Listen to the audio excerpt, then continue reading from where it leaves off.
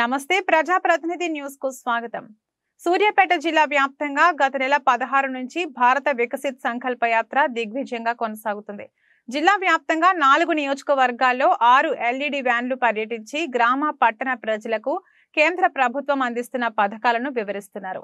ఈ సందర్భంగా ఆయా గ్రామాలతో పాటు పట్టణాల సైతం ఇప్పటికే ప్రభుత్వ పథకాలను వినియోగించుకున్న లబ్ధిదారులతో మాట్లాడుతున్నారు. ఈ సందర్భంగా సూర్యాపేట జిల్లా కోదాడలో భారత వికసిత్ సంకల్ప యాత్ర జరిగింది. ఈ కార్యక్రమంలో Kodad union bank Srinivas Reddy, chief manager తదితరులు పాల్గొన్నారు. కేంద్ర ప్రభుత్వం అందిస్తున్న జీవన్ జ్యోతి బీమా, సురక్ష బీమా యోజన, వీధి వ్యాపారులకు రుణాలు, ముద్ర రుణాలు, ఉజ్వల గ్యాస్ యోజన, రైతుల కోసం PMFME లాంటి పథకాలను సద్వినియోగం చేసుకోవాలన్నారు. ఎంతో గర్వంతో దేశ వారసత్వాన్ని కాపాడుకుంటాము. దేశంలోని ఐక్యత భావాలను బలోపేతం చేసి దేశ రక్షణకు కృషి చేస్తున్న వారి పట్ల గౌరవం కలిగి ఉంటాము అని దేశ పౌరులుగా మా విధులను మేము సక్రమంగా పాటిస్తాము అని ప్రతిజ్ఞ చేస్తున్నాము. జై భారత్, జై హింద్. పూర్తి స్థాయిలో స్వయం సమృద్ధి సాధించి అభివృద్ధి చెందేలా కృషి చేస్తాను. వలసవాద భావజాలం ఏ రకంగా బ్యాంకు ద్వారా 10 లక్షల లోన్ ఇచ్చారు. PMEDP ద్వారా ఆ లోన్ తీసుకొని మనం సెట్ చేసుకున్నామండి. మంచిగా డెవలప్ ఉన్నది, మంచిగా అభివృద్ధి చెందాము. ధన్యవాదాలు.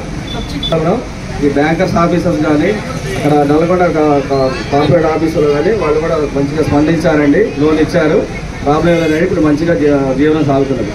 బలోపేతం చేసి వారిని ఉన్నతులుగా తీర్చిదిద్ది ఈ యొక్క భారతదేశం యొక్క ఆర్థిక వ్యవస్థను చక్కబెట్టాలని, మరియు ఈ యొక్క ఏ విధంగానూ యాచించే విధంగా ఉండకుండా ఇచ్చే విధంగా ఉండాలి అని చెప్పి భావనతోటి ఈ యొక్క కార్యక్రమాలను, ఈ యొక్క సంక్షేమ పథకాలన్నీ కూడా దిగువ స్థాయిలో ఉన్నటువంటి ప్రతి గడపకు చేరాలన్న ఉద్దేశంతో పెడితే వాటిని నిర్లక్ష్యం చేస్తూ జరుగుతూ ఉన్నది.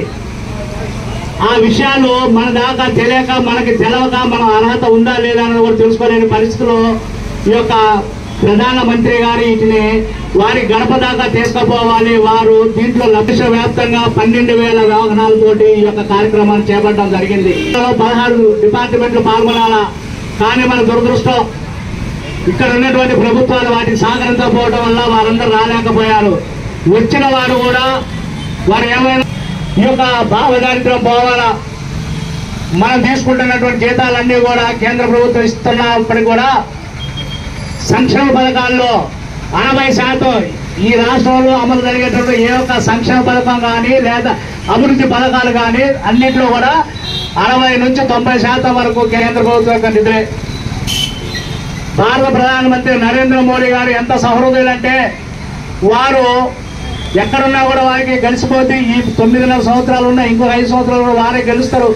అయినప్పటికీ నేనేదో సరదా కోసం రాలేదు అని చెప్పి అతను ఒక్క రోజు కూడా సెలవు పెట్టకుండా ఈ యొక్క దేశ ప్రజల కోసం సేవలు చేస్తూ ఉన్నారు. వారు ప్రవేశపెట్టినటువంటి స్కీములను చూస్తే ప్రతిపక్షాలు మరియు విదేశాల్లో ఉన్నోళ్ళు కూడా హేళన చేశారు. వారు ఎక్కడమే అంటే అధికారం చేపట్టగానే మొట్టమొదటిగా చేసింది తన సోదరీమణులంటే మహిళల యొక్క ఆత్మగౌరవం నిలబెట్టడానికి లెట్రిన్లు, బాత్రూమ్లు కట్టడానికి మొట్టమొదటిగా పథకాన్ని ప్రకటించారు. అందరూ ఆనందం చేశారు. దేశ ప్రధాని స్వాతంత్ర జెండాని, మన జాతీయ జెండాని ఎగరవేస్తూ ఇలాంటి తెలివి తక్కువ ఉపన్యాసం చేసింది ఏంటంటే ముఖాలు దాని యొక్క ప్రాధాన్యత ఏందో అర్థమైంది. మన యొక్క మహిళల యొక్క గౌరవాన్ని నిలపడానికి చేసినటువంటి మొట్టమొదటి చర్య. తర్వాత ఏ ఒక్క ఆడబిడ్డ కూడా తన వంట చేసేటప్పుడు తన కంట్లో నుంచి నీళ్లు రాకూడదని చెప్పి ఉచితంగా ప్రతి ఒక్క ఇంట్లో కూడా గ్యాస్ ఉండాలి, గ్యాస్ లేని కుటుంబం నా దేశంలో ఉండకూడదు అని చెప్పి ఉచితంగా ఉజ్వల గ్యాస్ యోజన పథకాన్ని తీసుకొచ్చారు. మన దగ్గర కూడా 12,000 మందికి ఉచిత గ్యాస్ ఇవ్వడం జరిగింది.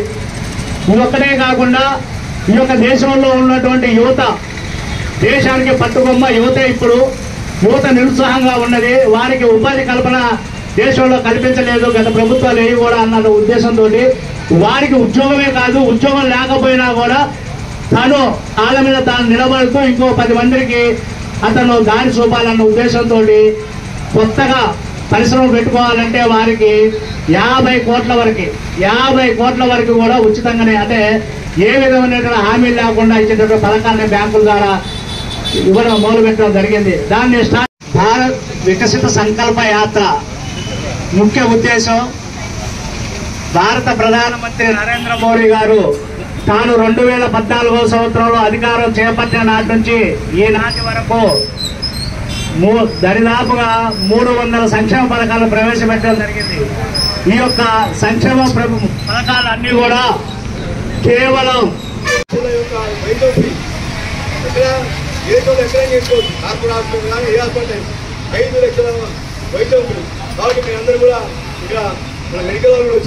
Union bank of India Kodad main branch chief మేనేజర్ని. మన దగ్గర స్ట్రీట్ వెండర్ లోన్లు ఒక 500 దాకా ఉన్నాయండి. అందులో థర్డ్ ట్రెంచ్ తీసుకున్న వాళ్ళు ఒక 80-90 మంది ఉన్నారు. అంటే 80-90 మంది రెగ్యులర్గా థర్డ్ ట్రెంచ్ వరకు వచ్చారు. మిగిలిన అన్ని ఫస్ట్ సెకండ్ ట్రెంచ్ల్లో. ఇట్లనే PMEGP and Mudra and stand up India అన్నీ కూడా మేము ఇస్తున్నాం. ప్రాపర్గా వ్యాపారం చేసుకునే వాళ్ళకి ఎవరికైనా కూడా బ్యాంక్ తరఫు నుంచి ఎటువంటి సహాయ సహకారాలు కావాలన్నా మేము అందిస్తాము. We are always ready for financing. Kanagala Narayana, Kodad assembly BJP కన్వీనర్ని.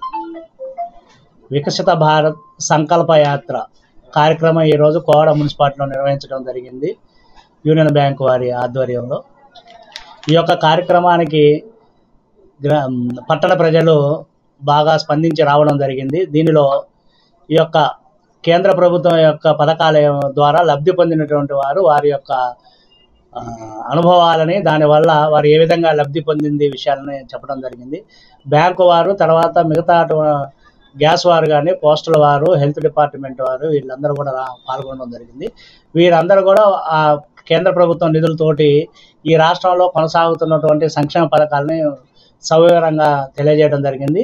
ఈ యొక్క కార్యక్రమం ద్వారా ఇంకా ఎవరికైనా ఈ పథకాల గురించి తెలియకపోయింటే వారికి కూడా ఇది చేరే విధంగా ఈ యొక్క కార్యక్రమాన్ని రూపకల్పన చేయడం జరిగింది. దీనిలో ఇప్పుడు గ్యాస్ వారు కూడా ఉజ్వల కింద దరఖాస్తులు తీసుకోవడం జరిగింది. బ్యాంకు వారు కూడా ఒక 2కి ముద్రా లోన్లని ఇవ్వడం జరిగింది ఈ రోజునే. ఈ యొక్క కార్యక్రమం చాలా విజయవంతం చేసినందుకు ఈ యొక్క అధికారులందరికీ కూడా ధన్యవాదాలు తెలియజేస్తున్నాను.